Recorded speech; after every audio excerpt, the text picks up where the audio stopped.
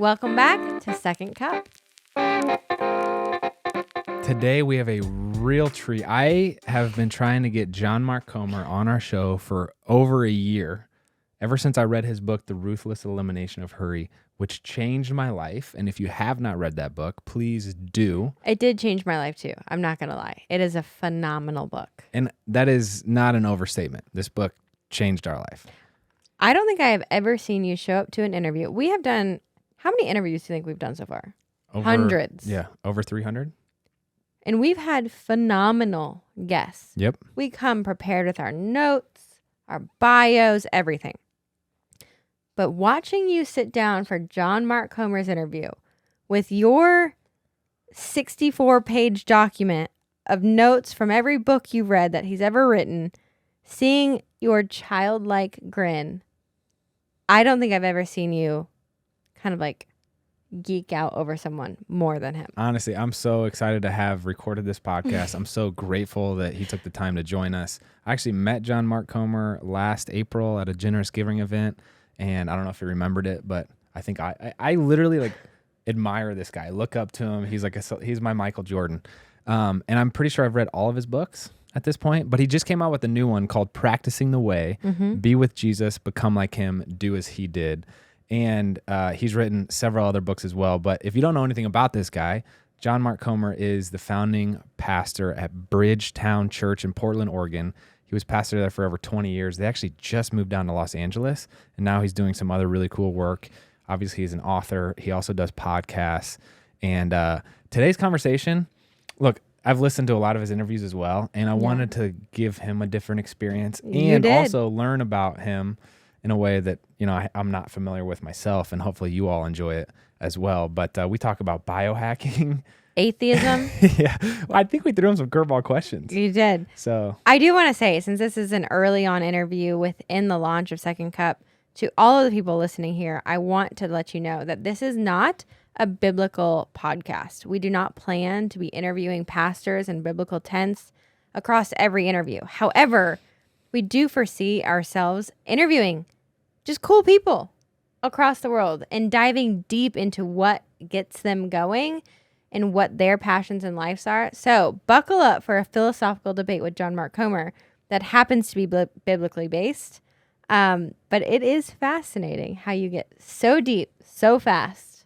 Me? Yeah. You dove straight in. You were like, okay, let's go. I was nervous. And anyway, I had fun. So thank you, John Mark Comer, for joining us.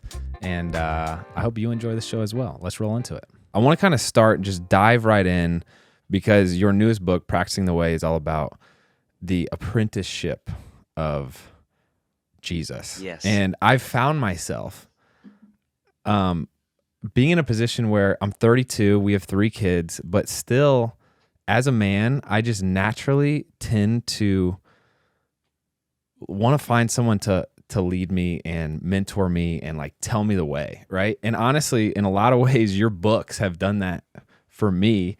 So my question is, why do I do that? Why is that not a good strategy? And why does what your book propose offer a compelling solution? Well, I'm not sure that it Is that too much? No, I mean, that's a great question. I mean, I think the opening line in the book is, who are you following? And I deliberately kind of, poke the bear on Western individuality, because most of us want to answer nobody. Or if we are, it's our, luminary of choice, which may be a famous sports athlete, or it may be a brilliant intellectual, or a celebrity, or a historical philosopher, or a scientist. You fill in the blank. But the reality is, as much as we want to believe that, we are unique and a snowflake and all the things that we make jokes about tongue in cheek, the reality is that everybody follows somebody. In the language of the New Testament, everyone is a disciple. The question is not, are you a disciple? Or are you following somebody? It's who or what are you a disciple of? Who is it, or what is it that you are following? Is there an ideology? Is there a form of political kind of vision? Is there a celebrity? Is there a wellness guru? Who are you? All of us, we've never lived before. And so all of us, social psychologists call happiness a self-evident good, meaning travel around the world. It doesn't matter whether you're in Berlin or New York City or Nashville or the remote jungles of, some mountain village in South America. You don't have to convince people that happiness is a good thing. You don't have to like make an intellectual argument for why people should want to be happy. All of us want to be happy. The reality is, though, that none of us know exactly how to be happy. We all want to live, what in the Western world would be called the good life. But we're born kind of without a map or a set of directions for how to get there. And so I think God built interdependence into the human soul. I think it's because you see that in God himself, in the Trinity of Father, Son, and Holy Spirit. So God built us in our unique wiring as human beings to need other people. So I don't think so much the problem is that we search outside of ourselves for help and wisdom and guidance. I think that's humility and wisdom, not a bad move. The problem is that we misallocate that hope. We put our eyes, our sights, our trust, our faith in the language of Jesus, our belief in the wrong rabbis in the language of the New Testament, or teachers or guides to get us where we all most deeply want to go. And that, I think, is one way to interpret and think about what Jesus is saying in the modern world, is that Jesus is lovingly and gently inviting us to put our trust and our faith in him and his guidance to lead to what we would call the good life, and in a much more robust way, Jesus would call life in the kingdom of the heavens. Where can it go wrong? Like this idea of there's a healthy mentorship, and what are the ways that, like, okay, your ideology, I'll read every one of your books, right? But how can that relationship go sour, and how does Jesus's alternative differ? Oh, yeah. I mean, it can go sour in 1,000 different ways. It's human, and that's the beauty of it. And flaw is built into the nature of it. So, it goes south when we begin to make our life after somebody else's image. If you apply this to a human kind of mentor rather than to Jesus, it goes south when, mentors are only helpful in so much as we can see part of our identity and destiny in their life and their story. The moment those two things begin to diverge, it becomes actually really tricky, because often we're emulating somebody else's life, not actually living the one that God has set before us to live. It also goes south if a mentor begins to stray. If your guide is off, you're not going to get to the right destination. And that doesn't mean they have to be evil. Certainly does not mean they're stupid. There are many well-meaning, intelligent people that will still lead you astray. Jesus never accused the Pharisees of being unintelligent or uneducated or even insincere. Well, maybe insincere, but he accused them of being blind guides that lead the blind. And so there are all sorts of ways it can go wrong. But I think I wouldn't think about it that way. I would think about those as dangers along the right path. And just because there are dangers, just because there's a ditch on either side of the road, doesn't mean that's not the right road to be on. And often what happens is our wounds, if you have a bad experience with a mentor, or previous to that with a mother or a father, which are kind of like our first set of mentors that we live with at some point and live in our bones and our DNA until the day we die. If you have a wounding experience, that can often cause you to step back from the good. And that's the great danger of wounds. It's almost like developing a food allergy. You become allergic to something that's actually deeply good for you. So I was chatting to a dear friend of mine the other day, lovely soul, Jesus loving guy, brilliant creative, but has been a bit stuck in his career for the last decade. And he confided at one point, about 10 years ago, he was deeply wounded by a well-known spiritual leader. You may even know his name if I were to say it. I won't. But he was deeply wounded by this person through a real breach of integrity. Some real wrong was done to him. And ever since then, he has just completely cut himself off from any form of mentorship because he doesn't want to get hurt again. And he's floundered. And so the step forward for him is not, mentors are bad, never have one. the step forward for him is, man, he needs a healing relationship with a mentor who does have integrity. And that's, again, the interdependence that God built into the human soul. We heal not by running away from the thing that wounded us, but by courageously moving toward a healthy version. So if you have a father wound or a mother wound, you don't heal by never being around fathers and mothers. You heal by having some kind of either relationship with your parent restored to health, or moving into a new relationship with a spiritual mother or a spiritual father or a father figure, a mother figure in your life who aren't perfect but are healthy. And through that kind of loving attachment, we can begin to heal. So these are human examples, but they never work independent of the God reality. And so just as we want to find spiritual mothers and fathers to attach to and experience love from and glean wisdom from, that works best when both mentor and mentee, daughter and mother, son and father, are both together growing in loving attachment to God himself and gleaning wisdom from Jesus. And that's where, again, apprenticeship to Jesus comes into play. What launched you into writing? Well, I think, first of all, I love to read. Books have played a key role in my life. Unlike you two, I was an utterly horrific athlete as a child.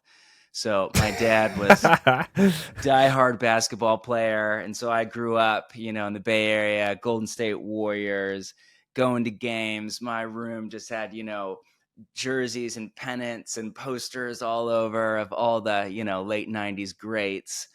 And it was the era of the Chicago Bulls. I mean, all of that stuff. I just grew up. Air Jordans came out when I was a kid. I mean, this was just, I wanted to play basketball. I remember there was this like made-for-TV movie called Pistol Pete. You ever see that movie about this like child prodigy? Pistol And Pete. he'd do all these like, exercises. He'd, dribble around his house blindfolded. And so I would like put on a blindfold and, try to do all the little exercises he did. Wow. Minor problem was I still am an utter klutz. I could barely walk across a parking lot without falling over, much less, slam dunk by high school. So it became clear early on that athletics was not the path forward for me as it was for you two. And I was homeschooled, actually, long story, diagnosed with ADHD, and it was either put me on drugs or stick me at home and let me play in the woods and grow up self-learning. And so deeply grateful. So I spent much of my childhood just running around the woods and reading books in my spare time. And not much has changed now in middle age. I love to read on a very serious level. Reading has, everybody has their own kind of mode of learning. And there's not a right way forward. There's not one way to learn. But for me, reading, it's hard to even fathom my life with God, who I've become apart from a library of books and a set of authors and a few thinkers in particular, like the writer Dallas Willard. In many ways, this book, Practicing the Way, is just me trying to kind of summarize and synthesize everything I've learned from Willard in particular and many other luminaries in his kind of same stream of the church. And they have just so deeply imprinted on your brain. I mean, people often lament that they don't have access to a mentor or a quality mentor. But in a way, and it's not the same, but through books, we get to be mentored by people that we would never have access to, either because they're dead or because they're way too famous for us to have coffee with them, every morning.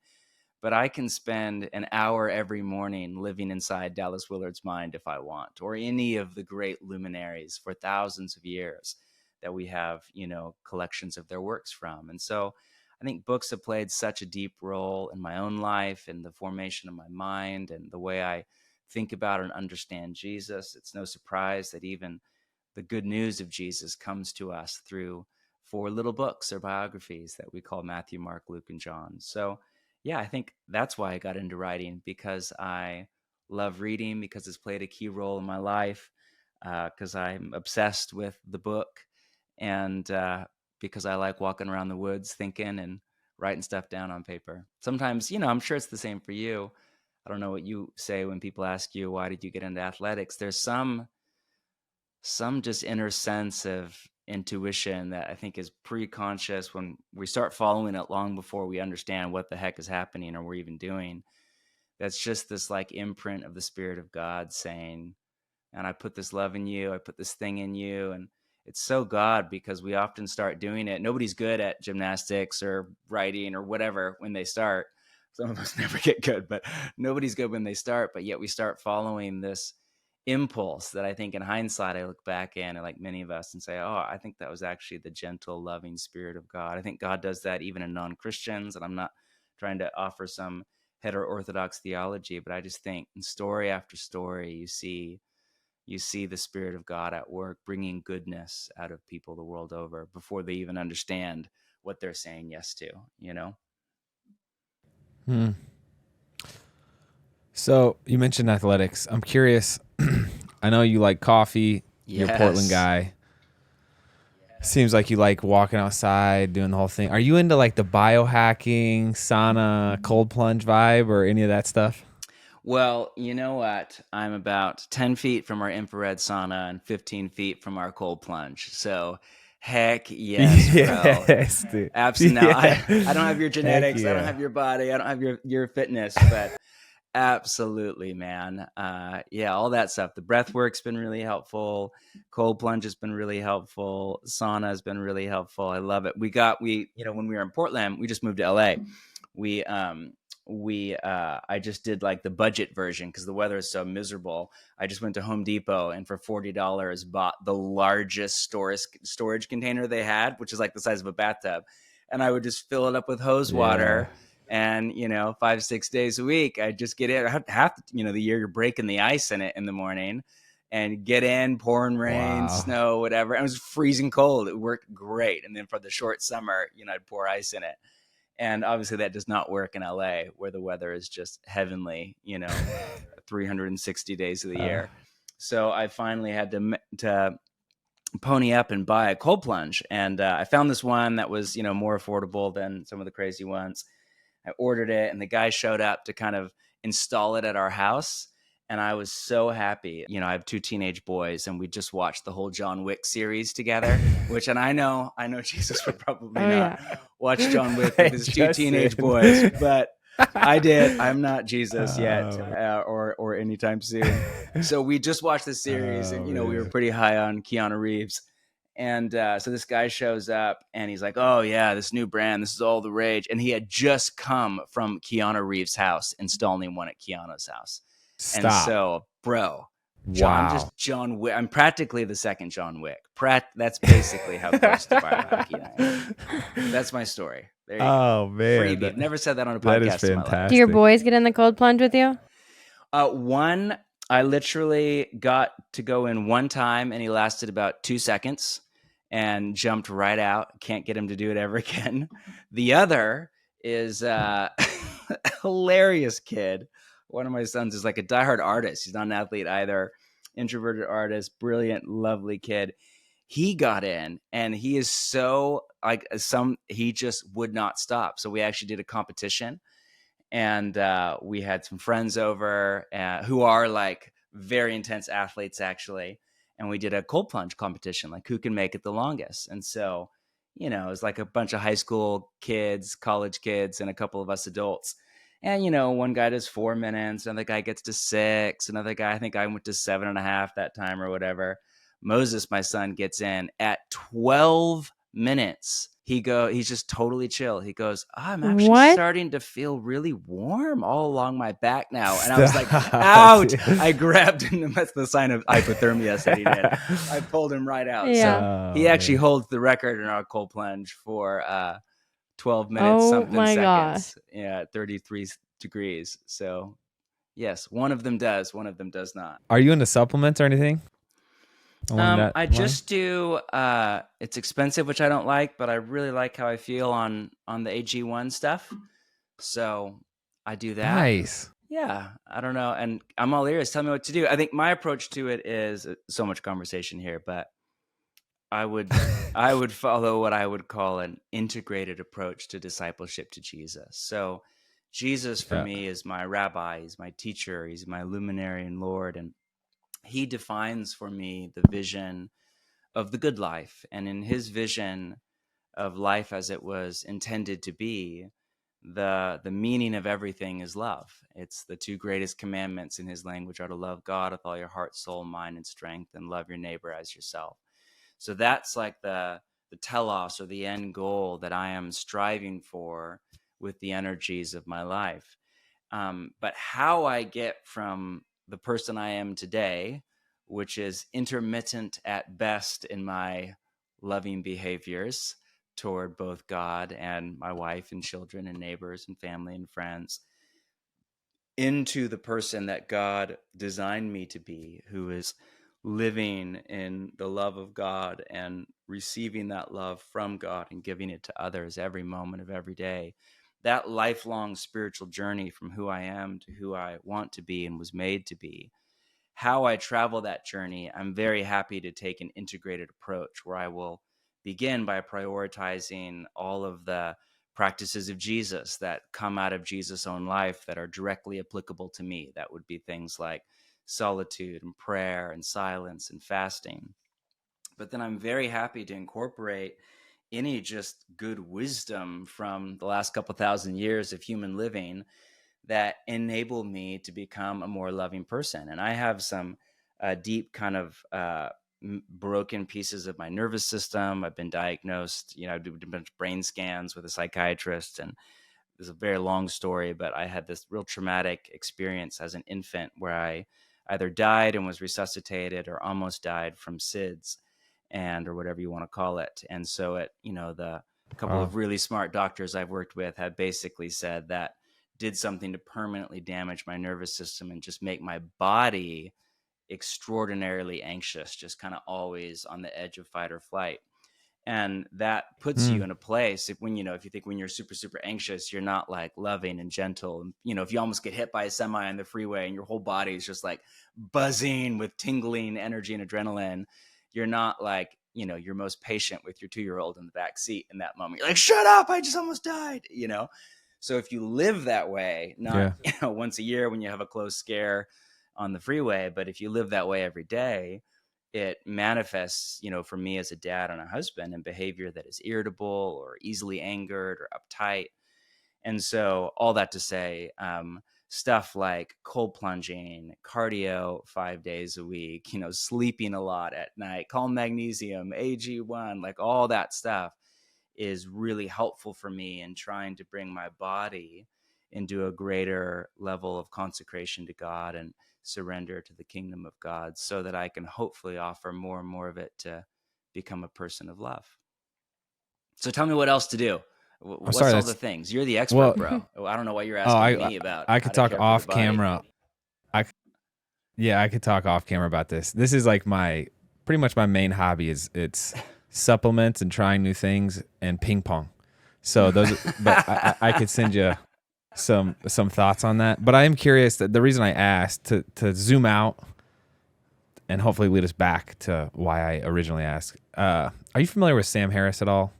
He's like the Silicon Valley kind of guru. No, I'm just thinking of Sam Harris, the British atheist. Must be a different Sam Harris.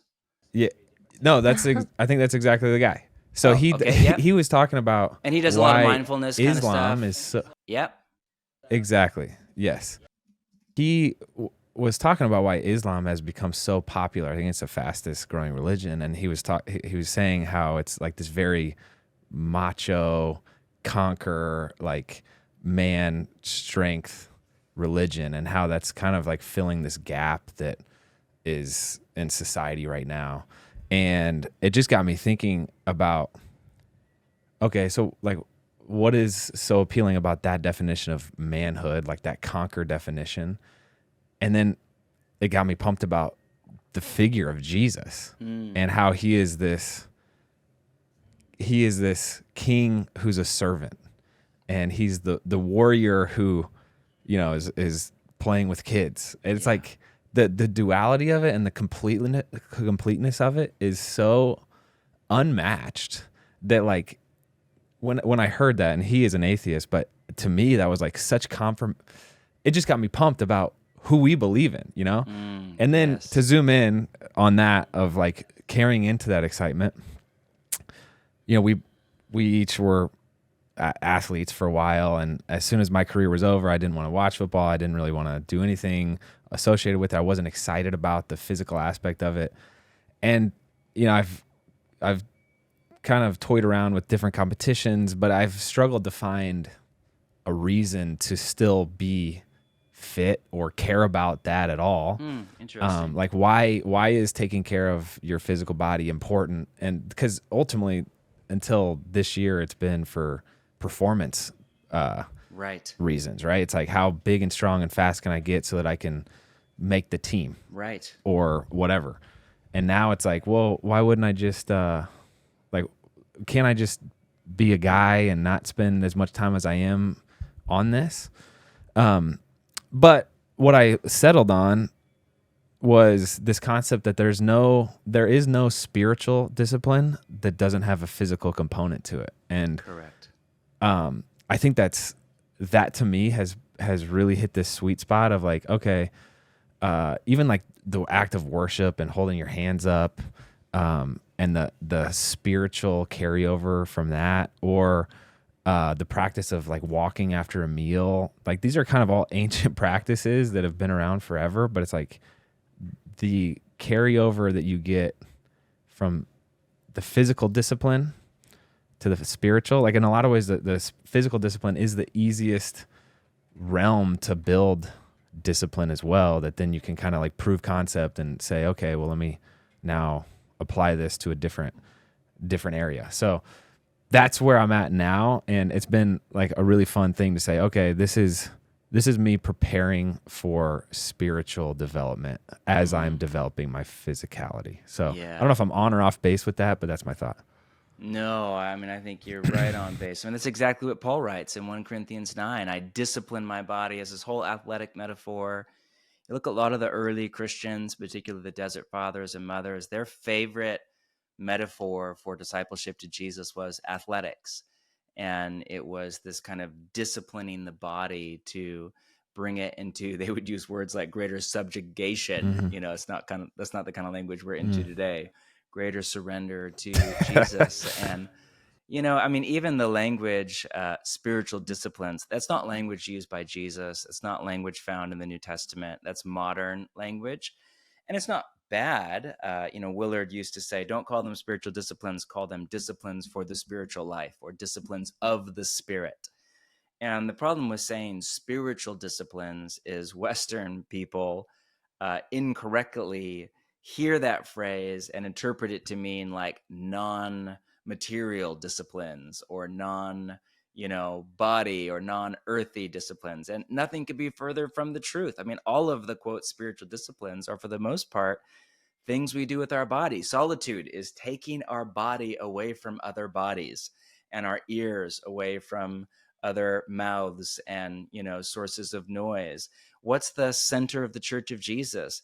The Eucharist, or the Lord's Supper, which historically in the early church was a meal. Eating a meal around a table with a community of Jesus is an embodied act. Mark Buchanan wrote this beautiful little book called, I think it's just called Walking with God, where he argues that most world religions have physical disciplines. If you're a Muslim, you pray on your knees facing Mecca multiple times a day. And so he writes that the Christian faith actually has what he calls physical disciplines.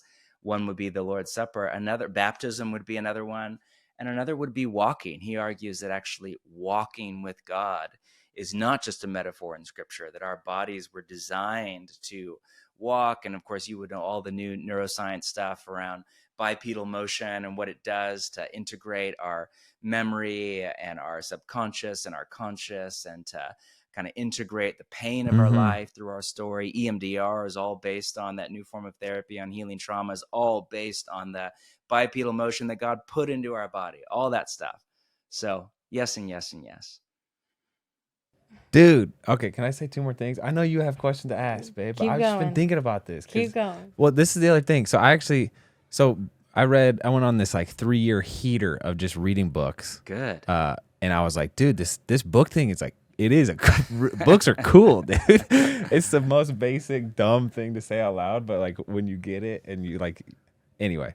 Then I ended up being so interested, like I'm going back to school now and working on a PhD, and I'm so interested in this kind of topic of conversation. I'm doing a study on biblical biohacking. Woo, and what come on. practices it recommends. But like it's so interesting to see even like these Silicon Valley, the tech gurus are like, hey, you should do a digital Sabbath. Yes. And it's like, dude, the Sabbath has been around. Or it's just been around. do a Sabbath or and don't just be like an idiot with your phone. Yes. Yeah. But they're literally trying to reinvent the wheel. And my takeaway thus far has been like, if your strategy is to try to unequivocally live like a healthy life or a balanced life, or all these studies that come out about prescriptions to do this or that or whatever, it's like, honestly, the Bible is a pretty dang good place to start. Like if you're into the faith aspect that or not, like it's a good place to start. And here's why. But like the eating together and the community aspects of it. Even Jonathan Haidt's new book, The Anxious Generation, talks about book. Yes.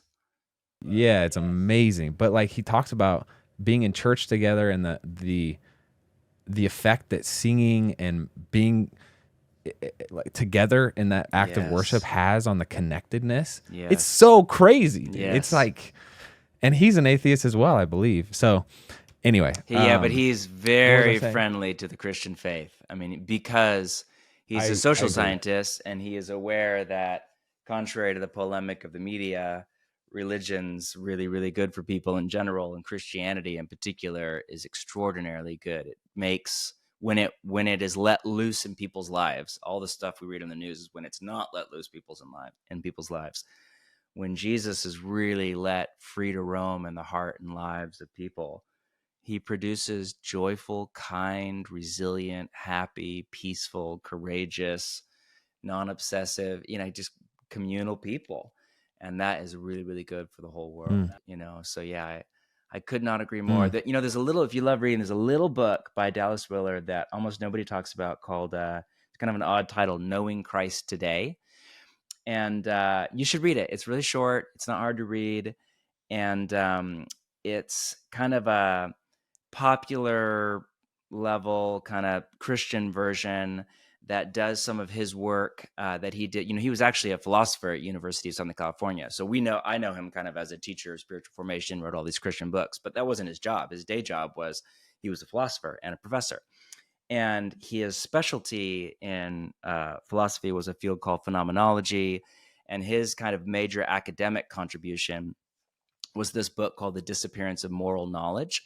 And I'm going somewhere with this, I promise. But he has this amazing idea that's right in line with what you're saying, that the Enlightenment in the development of kind of Western thought, changed the rules arbitrarily around what could be considered knowledge. So it said that certain things like 2 + 2 = 4, physics, science, medicine, this stuff can be algebra. We can know this stuff to be, quote, true.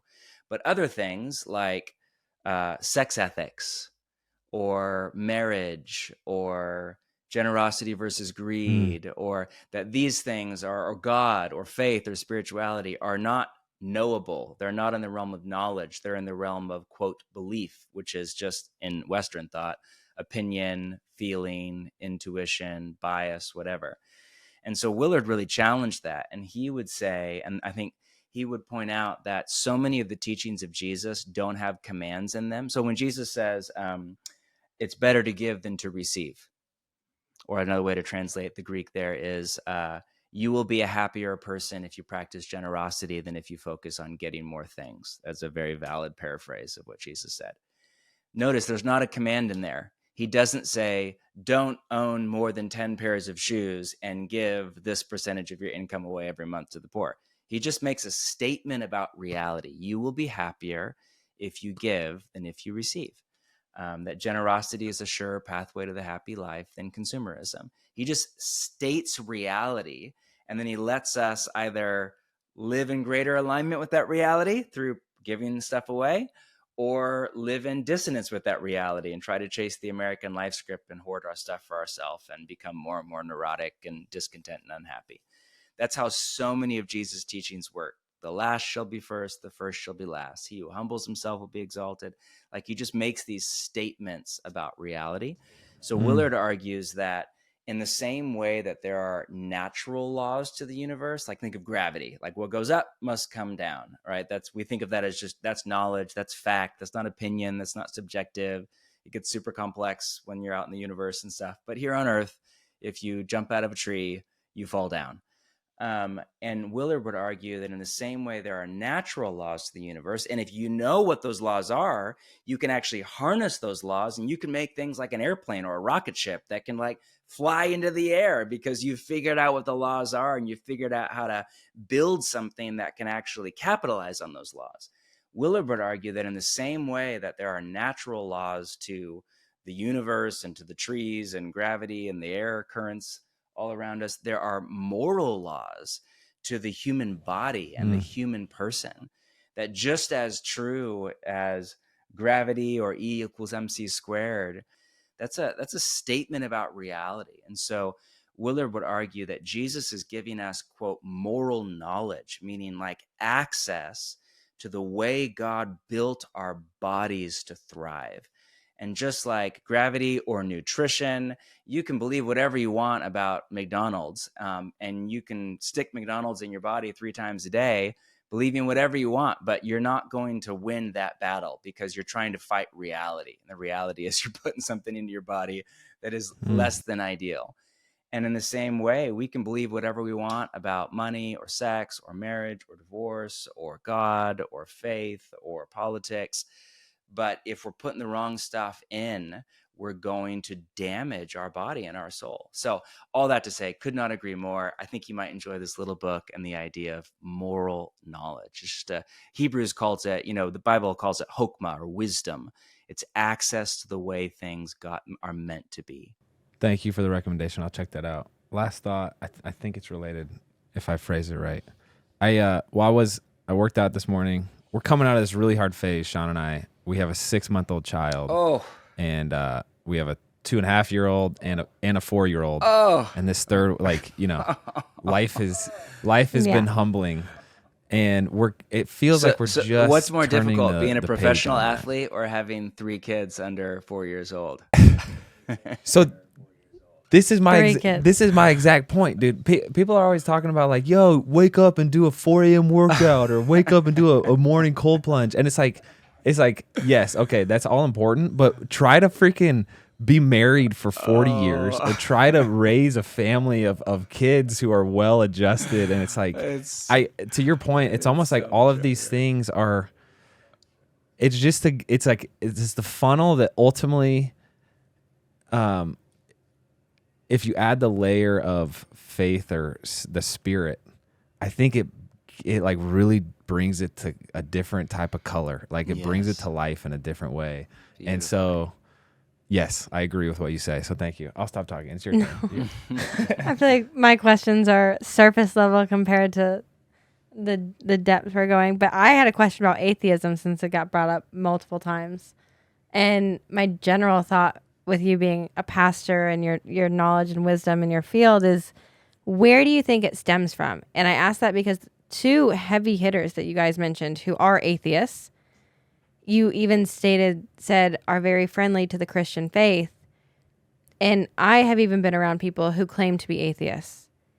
But in knowing them well enough and knowing their moral principles and knowing how they act, they don't go to church and they don't maybe recognize verbally God or Jesus. In my mind, I'm like, but you are Christian. Your morals, your beliefs, those are Christian. So what in your mind keeps people from taking that final step of saying, I'm not atheist, I am Christian, or I am within a religion? Why are people claiming this atheist title so freely these days? That does not feel like it's a surface level question. Oh, it does compared to what you guys have talked about. Surface level. That's a really good and important question that I'm sure I could not possibly answer well, but I'm happy to offer I'm happy to offer a response. There's question and answer, and then there's question and response. I don't have an answer, but let me give you a response. There you go. There you go.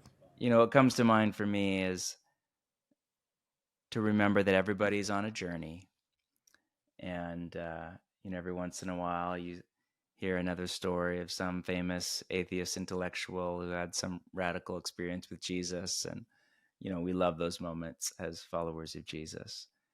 I think Jonathan Haidt would not qualify as an atheist. I think he would say he's an agnostic who's, very friendly to the Judeo-Christian tradition, and very open to the wisdom of it. But he would have to speak for himself. He's doing some really good in the world, a lot of good in the world that I'm grateful for. Sam Harris, as far as I know, is very much an atheist and not friendly to the Christian faith. So everybody's on their own journey. I think there is one thing we don't want to either separate or equate moral goodness with Christian spirituality. So some people, a lot of Christians want to separate the two things. They want to be like, oh, being it's the stupid bumper sticker that I think I just throw up in my mouth a little bit every time I read it, that, Christians aren't perfect, just forgiven, which is technically true, but like absolutely just completely missing the whole point of discipleship to Jesus and Christian spirituality, which is all about becoming people of great love and goodness through union with the Trinity. So Christians often want to separate morality from Christian spirituality, and non-Christians often want to equate morality with Christian spirituality. Like, I'm not a Christian, but I'm a really good person, or they're not a Christian, but look at how moral they are and altruistic. And, so there's lots of different responses to that. And it depends on the person. Some people, it's just all image management, and their actual, if you were their child or their, if you were their child or their spouse or their ex-spouse or whatever, you'd have a whole other take on who they actually are. But a lot of people, they are deeply good. In fact, I think there's a catch-22 where often people that have no faith actually become more moral than many people of faith, because they don't have the same psychological or psychospiritual mechanisms to atone with guilt and shame. And they actually put more effort into becoming a person of virtue. So something has gotten miswired in the Western church that has come to equate self-effort with what some streams of Christians would call works-based righteousness. And that is an absolute travesty that has done so much to damage the Western church. There are people even their understanding of the cross of Jesus and the gospel of Jesus is, I think, with all honesty, quite confused. They understand kind of grace as to be against self-effort. Willard used to say, grace is not opposed to effort, it's opposed to earning. And those are not the same thing. And so, all sorts of conversation there. But I think often people put more effort and intentionality and emphasis on becoming people of, whatever they would call it, virtue or goodness or health, than Christians do, who are kind of living with a wonky theology about what Christian spirituality is. That Willard used to say that one of the great problems with the modern church is we have confused the message about Jesus with the message of Jesus. And, the message of Jesus, if you read Matthew, Mark, Luke, and John, what did Jesus say? What was his message? What was his teaching? What was his gospel? What was he offering to the world? And it was not, hey, if you believe in me, I'll forgive you and you can go to heaven when you die. That was not the message of Jesus. The message of Jesus was that this new reality, this new nation or society, the kingdom of God, is coming to pass through his life and his community that's gathering around him, and that it is available and open to anyone who wants to come in through apprenticeship to him.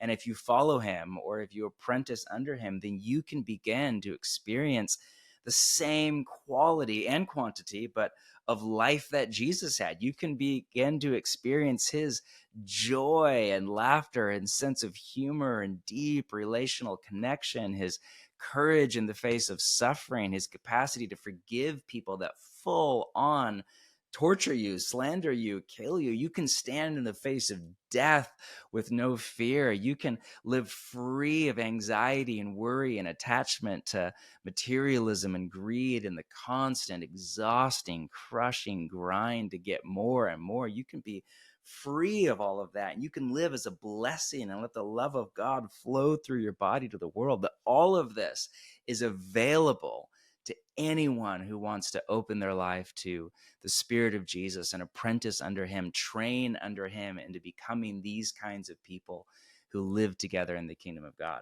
That's some really good news. And because a lot of Western Christians don't really understand the message of Jesus, they understand a version of the message about Jesus.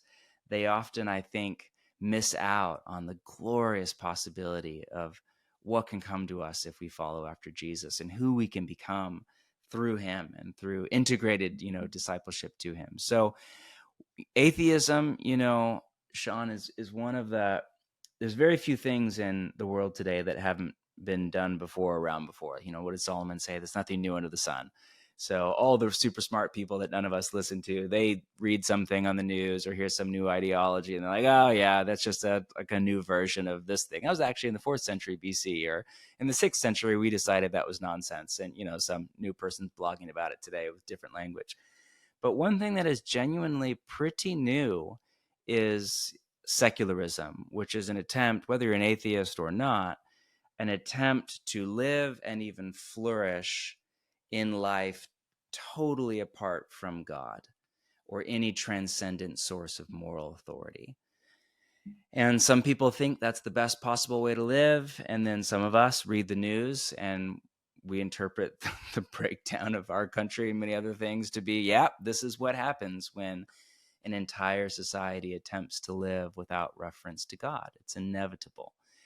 That we were made to run on God, made to live with God, breathe him in and out and live his way. And when we disconnect from that, we disconnect from the source. So where it comes from is unique for each person. I think, Shawn, everybody has their own wounding. Everybody has their own questions. It could be some deeply painful childhood experience. It could be the embarrassing, horrific witness of much of the American church right now in politics and in the news. It could be somebody who had an intellectually stimulating professor and they were deceived into believing that somehow science and faith are at odds with each other.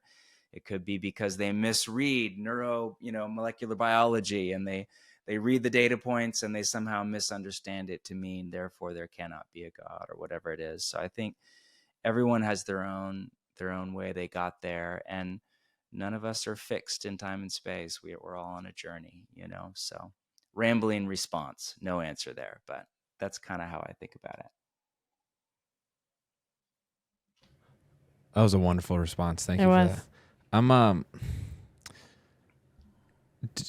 do you consider yourself still a pastor or just an author now? I consider myself living through a midlife identity crisis. So do you consider yourself an athlete anymore, or a podcaster? Midlife crisis. The word pastor means different things to different people. So I'm kind of on the fence. I'm not worked up about it. Some people would call me a pastor because I work with churches. I teach and preach at churches, and I work in the field of Christian discipleship. Other people would reserve that term for a particular type of leader in a particular kind of church structure. So I don't know. I'm following Jesus, and I'm trying to help other people do the same. I apologize. That was strictly out of ignorance how I asked that question. No, but you have nothing to apologize for. It's a great question. I asked myself that question, and I can't quite figure out how to answer it. So nothing to apologize for. What's it like being a pastor who is extremely well known worldwide? Let's just use the term celebrity. What is that like? Because to me, I'm not that courageous myself. Well, I can't agree or disagree with that because I'm not I don't know you well enough to comfort you or correct you on that statement.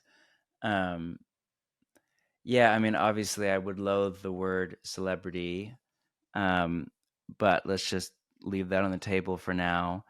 I think that the wisdom of Jesus and the Christian thinkers I most respect, and even non-Christian thinkers that I respect, um, I think would all say that the stuff that matters most in life, in my life right now, is almost entirely hindered and hampered by celebrity or fame. Certainly not helped.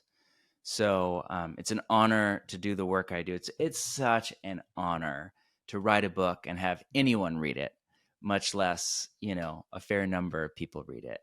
And as you know, we all work hard. And when you have a sense, and work is hard, or it's a form of pain and suffering.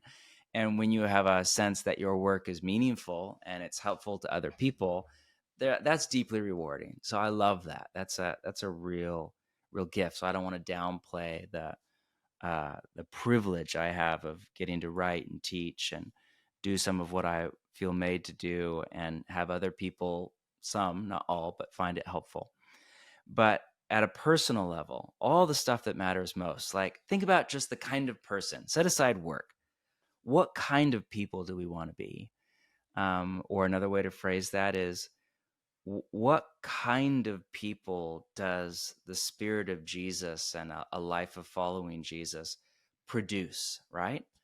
So if you think, well, I mean, I don't know, reading the Testament, I would imagine they'd be people that were really humble and didn't take themselves too seriously. I would imagine they would be quick to laugh, and they would just really move slowly but deliberately and flexibly through life, and they would just delight. I imagine they would just really just live with a lot of joy and delight and just the little small gifts of the world. I think they'd be deeply relational, and they would value people more than other people, more than they value themselves. I think they would be free of kind of the ego and the neurotic narcissism and the obsessive thoughts that we all get stuck in our head. And they would breathe, and they'd be, I think, healthy, and they'd be, people that live these deeply relational lives in community. I think they would kind of have a real strong sense of who they are and what they were made to do. And I think with a dose of humility, they would courageously do it, and they would offer their contribution to human flourishing and the good of the world. And I think they would live with a lot of hope for the next life, not just this life. And they would see their life in scheme of that.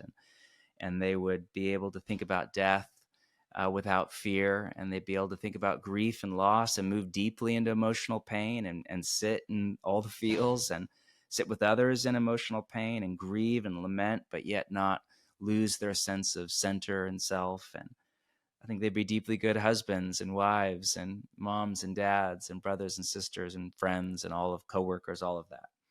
All of that stuff, any form of celebrity, it's just going to make all of that harder. Because, a lot of that is about trying to integrate to who God really made you to be.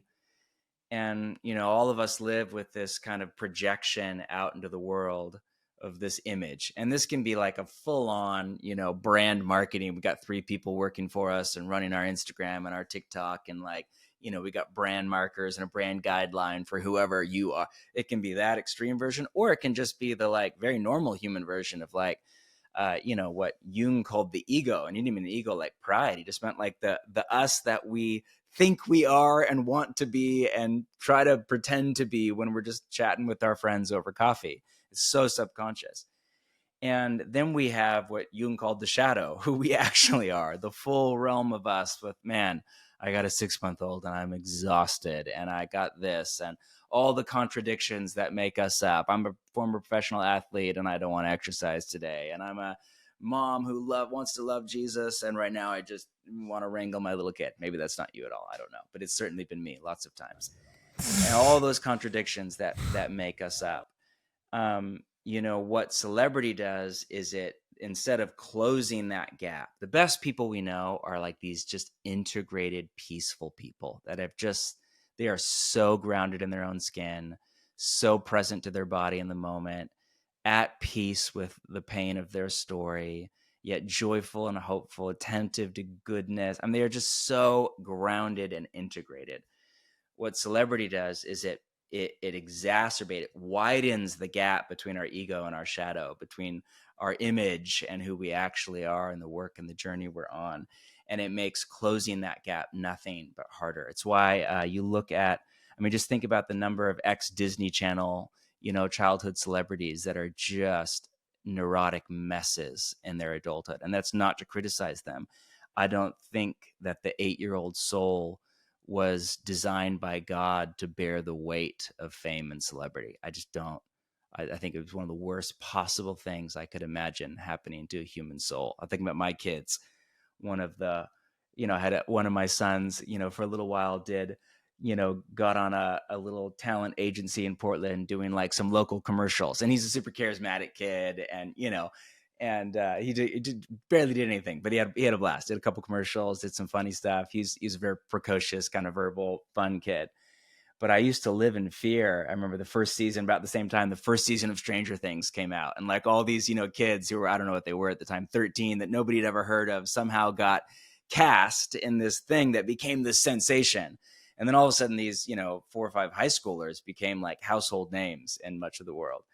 And I just remember thinking, that did not happen to my son, but I remember thinking, Lord have mercy. That would be one of the worst possible things that could happen to him. I don't know how. It's hard enough just to be a teenager and survive, your sophomore year of high school. Can't imagine trying to survive it with all of that pressure. And so that's not indictment of childhood actors. It's compassion. And I think it's a long way of saying, I think there's a difference between fame and celebrity. Fame, this is a bit arbitrary, but fame is what happens occasionally to a few people who do some helpful, meaningful work that seems to benefit others in the world, often for a long time in the same place through a lot of fidelity to a people and a place and a call.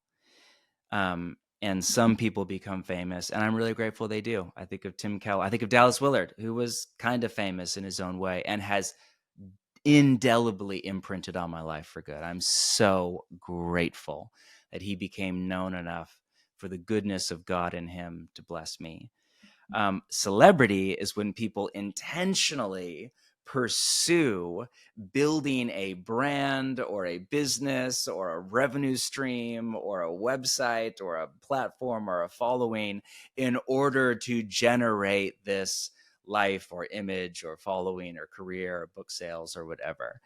And it's not a hard line between the two, but I know that I want nothing to do with the latter, and the former is not something I'm going to pursue. If it is a byproduct of me just trying to be who God made me to be and do what God made me to do, then I will just pray for the grace to handle it without becoming a neurotic mess. But I want to live deeply, and yeah. No, I appreciate that insight, and you do such a good job of vocalizing that. This is another thing I'm actually researching now, just because it's been such a fascinating experience being front row seat to Shawn, where we'll go out to restaurants or wherever, and grown women will just be brought to tears. They're like, "You're my idol," which is so fascinating. And then it's this experience, and this is another thing that gets me pumped about faith, where it's like, okay, so then now what? So it's like, okay, you had this really intense moment meeting your idol, and Shawn also is standing there like, I can't give you what you need, right? I cannot. You've created this image of me, that I will not be able to fulfill. It's not real. Nobody can live up to that. Yep. Exactly. But then for us, our kind of a strategy intentionally has been like, hey, let's redirect this to really good interviews with people that actually know something, that can like teach you something important, or like books that'll really hopefully, and it's like trying to channel the attention brought, her way and my way derivatively, to something that is actually a little more important. But to me, it's like when you look at what's really good, like this is also semantic, but like good, I think if you expand the time horizon, is really what the Bible describes as like Christ. Yes. That's how I would define that word. Well, one way for, I think, the two of you to think about it, and obviously you both worked really, really, really hard to do the things you did athletically, and yet there's things that were just grace all along the way, and I'm sure you could tell that story. But I think one way to think about it is just through stewardship. Let's imagine you have I don't know anything about your financial life, but let's imagine your, uncle was some rich, multi-billionaire person or aunt, and they died and they always thought you were cute. And so they just gave you $10 billion. You'd probably have enough Christian intuition in you to go, wow, this is probably not going to make me a better person. This is actually going to make becoming a good person more difficult. Like, it's way harder to be like Jesus with $10 billion than it is with just your basic middle-class needs met. Wealth makes that harder. Jesus was very clear. And, but now I have this, and you would probably immediately start to ask, how do I use this for good? And it's probably not just buying 3 helicopters and a house in Malibu. It's probably, okay, what do we do with this? How do we use this for good? And there's not a quote right answer to that. That's where I think, often we're asking Jesus, what is your will? What's your direction for my life? That's the right question to ask. But I often think Jesus is sometimes asking us, hey, Shawn and Andrew, what's on your heart? What dreams do you have? What ideas for good and love that are in line with the love and joy and peace of the kingdom and the architecture of human flourishing that we see in Jesus in the New Testament? What ideas do you have to bless the world? Oh, you have this podcast idea. That's great. Let's do that together. Oh, you have this other idea. You think about getting a PhD? That's an interesting idea. How could we index that for good?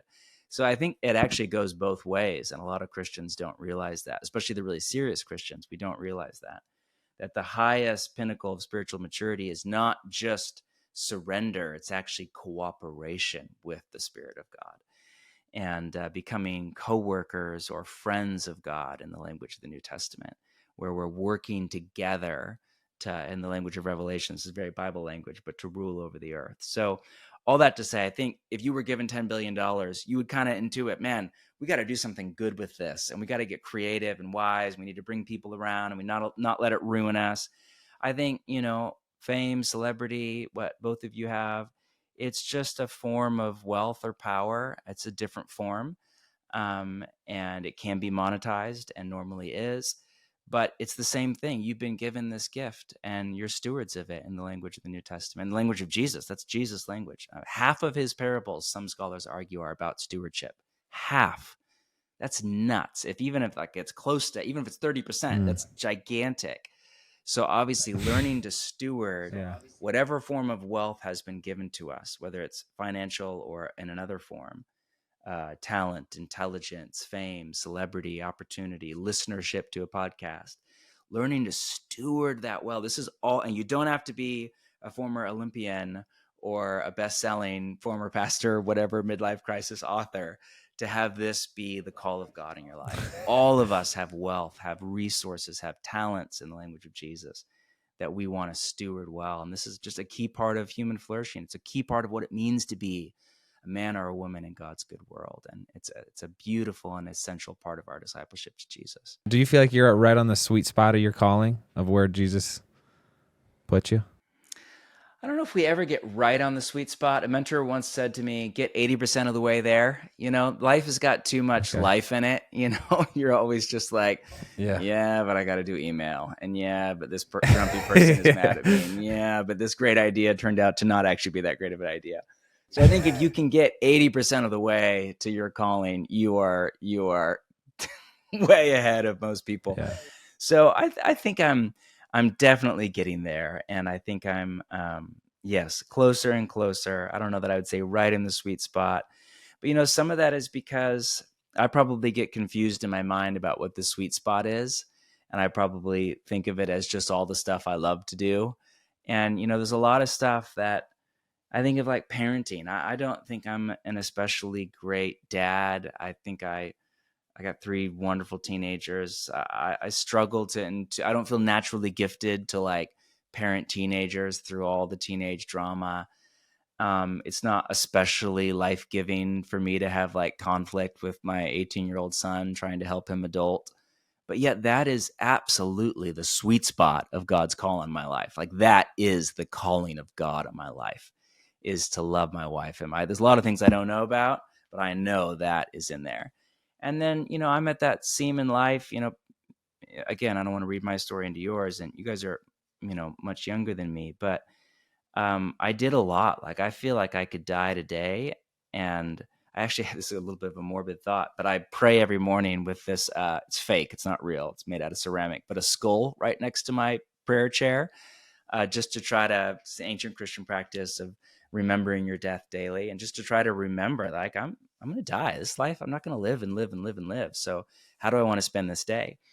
And so yesterday, just I saw the skull and I began to reflect on my mortality for just a couple of minutes. And I had this beautiful thought where I just thought, man, if I found out I had stage 4 cancer and I had 6 months to live, the only 2 things I'd like to give my kids a few more years. I think they would need, I got 2 15-year-old kids. I feel like they need a couple more years of me really, really in their life. But at a work level, I mean, I feel like it's such an honor to have gotten to done what I do. I'm absolutely happy to go and be with Jesus right now. So that kind of frees my heart up to just be like, okay, how can I serve for the second half of my life? And I have a clearer sense of what I'm good at and a really clear sense of what I'm bad at. And that took me probably 20 years, 25 years to figure out. And so I think going forward, I really want to spend less and less time doing the things that I'm not great at, and more time just trying to do what I feel God made me to do in a way that is hopefully helpful to people. So it's a long way of saying I think I'm probably get 80% of the way there. I'm probably 65, 70% of the way there. And I probably see a pathway over the next 10 years to getting to 80, maybe even 85%. That's probably idealistic, but at least to 80. So we're inching up, great. Andrew. We're moving in the right direction. That's great. I'm quite hopeful about that. I loved how you described the what are your interests? What are you into?